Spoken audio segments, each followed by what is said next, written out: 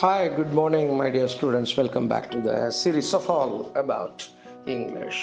Splurge அப்படின்னு ஒரு verb வினைச்சொல் இருக்கு. அதுக்கு என்ன அர்த்தம்னா, நமக்கு தேவையில்லாத பொருள்களை வாங்கி குவித்து செலவு செய்வது, அல்லது தேவையற்ற ஒரு காரியத்துக்கு, நமக்கு அது எசென்ஷியலே கிடையாது, இல்லை அடிப்படை தேவை கூட கிடையாது, அப்படி இருக்கிற ஒரு விஷயத்துக்கு அவன் செலவு பண்ணிடுறான், லேவிஷாக செலவு பண்ணுறான், அதாவது உதாரித்தனமாக அதில் கொடுத்துட்றான் அப்படின்னு சொல்கிறதுக்கு இன்னொரு வார்த்தை ஸ்ப்ளட்ஜ்.